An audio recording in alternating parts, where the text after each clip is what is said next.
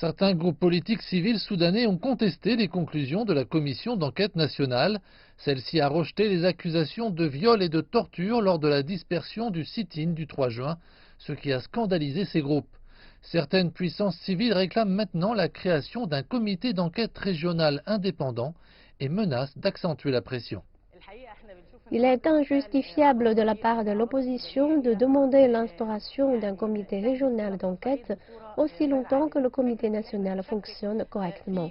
Cette escalade pourrait affecter la transition et au Soudan, un autre incident violent pourrait se transformer en guerre civile. Selon les archives officielles, les manifestants estiment que les dispersions meurtrières du mois de juin auraient coûté la vie à 87 personnes. Cet épisode a été un tournant dans la politique soudanaise, ébranlant la confiance entre les groupes de civils et le Conseil militaire de transition. Les analystes pensent toutefois que la confiance de part et d'autre pourrait être reconstruite.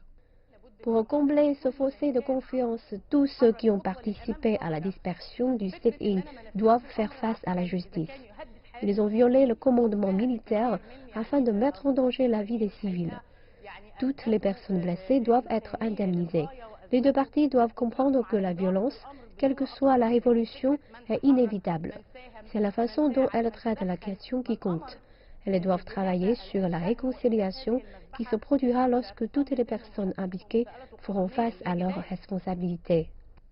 La commission d'enquête nationale a fait savoir qu'elle était parvenue à sa conclusion initiale après avoir interrogé 59 témoins. Le comité est composé de procureurs, de policiers et d'officiers.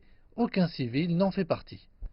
La mort tragique des manifestants restera un incident douloureux dans la mémoire récente du Soudan.